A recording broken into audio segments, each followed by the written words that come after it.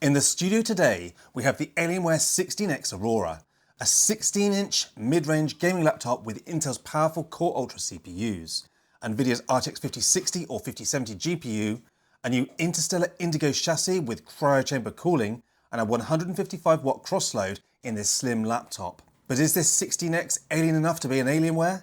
Keep watching to find out. Hi, this is David with Mash IT, and here it is, the new Alienware 16X Aurora. Now this year, Dell seems to be doing away with the G-series gaming laptops and instead are introducing the new 16 and 16X range of gaming laptops to fill those entry and mid-level gaming laptop range.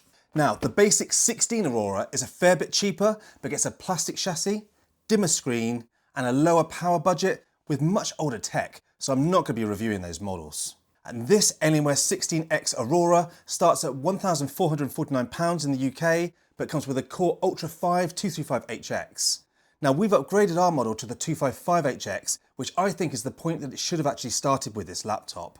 We've also got the RTX 5060, 16GB of RAM, a 1TB SSD, and that 16-inch 2560 by 1600 500 nit 240 display. And this came in at £1,559.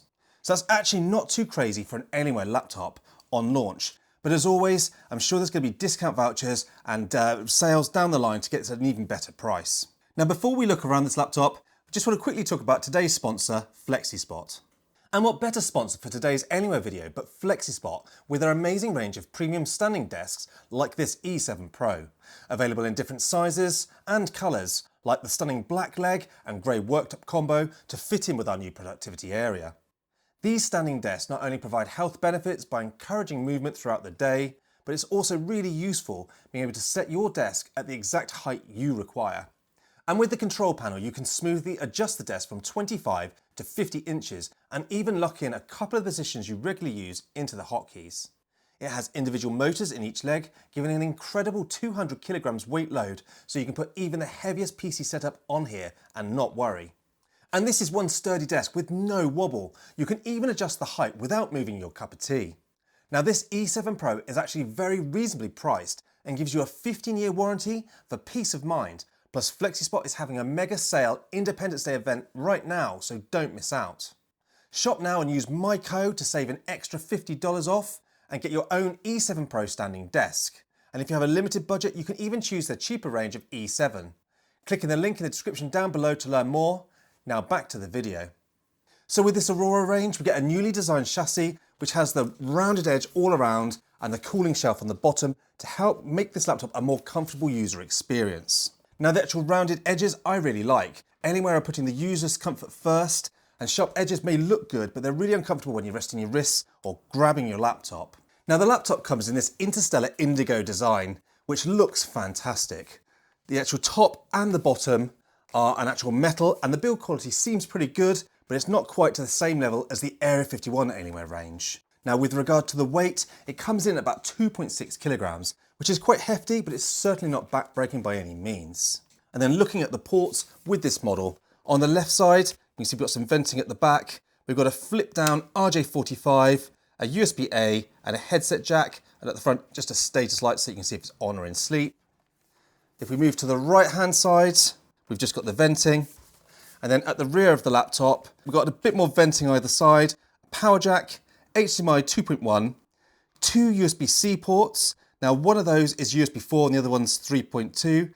Now the USB 4 is connected directly to the actual nVidia graphics, whereas the other one is directly to the Optimus and has power delivery. So this laptop does have power delivery, but only on that far USB-C port. And then lastly, we've got another USB-A port. Okay, so opening up the laptop, and here we see the plastic palm rest and the plastic trackpad. Now this is a little disappointing. I know this is a mid-range Alienware laptop, but I'd like to have seen at least a nice solid glass trackpad, because this does feel a little bit cheap on a £1,500 laptop itself. Now moving up to the keyboard, and this keyboard feels more like a G-series keyboard than an Alienware keyboard, and it's probably my biggest gripe with this laptop. It has a one-zone backlighting and a keyboard with a number pad. But the keys themselves feel cheap, with the keycaps feeling quite small, not the best travel, and they just don't feel like an Alienware keyboard. And that's one of the things that always brought me to this brand. I've always loved typing and using the Alienware keyboards. Now with regards to the speakers, we get 2 by 2 watt downward firing speakers and they sound like this. Audio test of the Alienware 16X Aurora starting at 50% volume.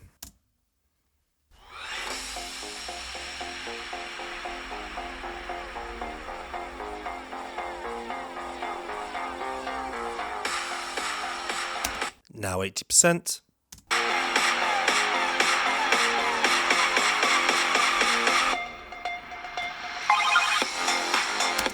And then finally 100%.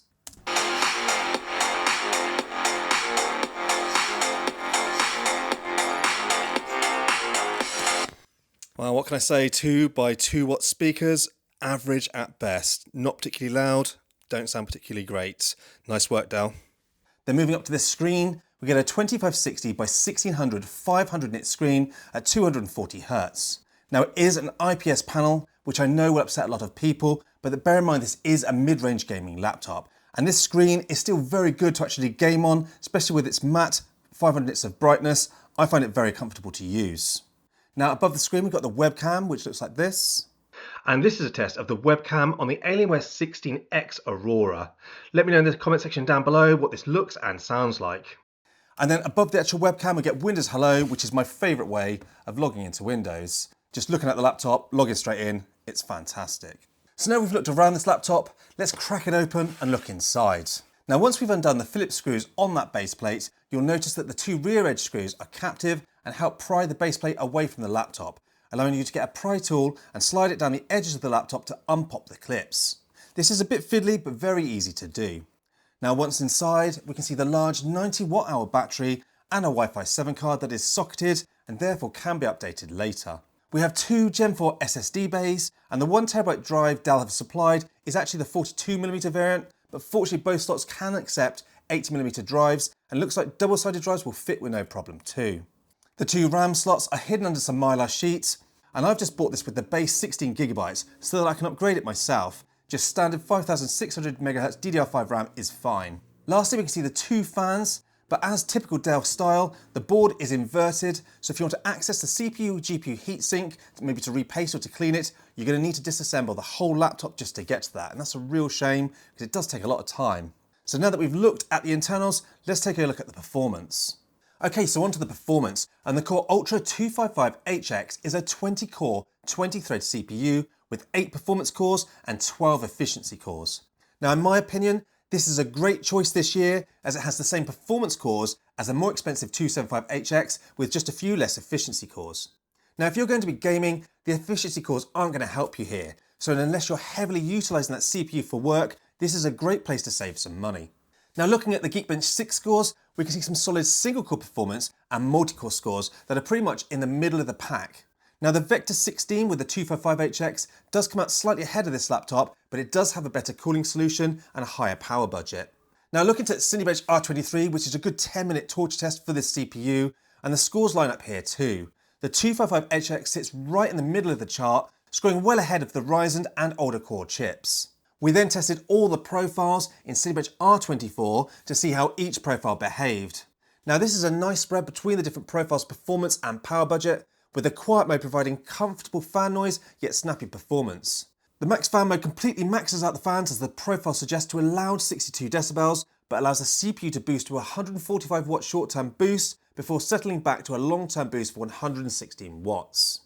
Now moving over to the GPU, and firstly for anyone who watched the unboxing and first impression video, Dell have since released a BIOS which has unlocked this 5060 so it can now pull over 100 watts, leading to time-slice scores that rival older 4070 mobile chips. Now it's still disappointing that in 2025 both the 5060 and 5070 only have 8GB of video memory, but if you want to buy one of these Auroras, this is what we're stuck with. You're going to need to step up to the Area 51 range to get the 5070 Ti and above graphics card. Now I'm going to put a link to the 16-inch Area 51 in the video description if you want to check that one out. Now gaming on this laptop was absolutely solid though in our long-term gaming sessions, and each of the profiles offered varying performance to fan noise, but all gave us a playable frame rate. Starting with the quiet mode, we get 60 watts on the graphics card and 25 watts on the CPU for a nice 42 decibels. Moving over to the balance mode, we get 80 watts of GPU and 45 watts of CPU for a still pleasant 49 decibels.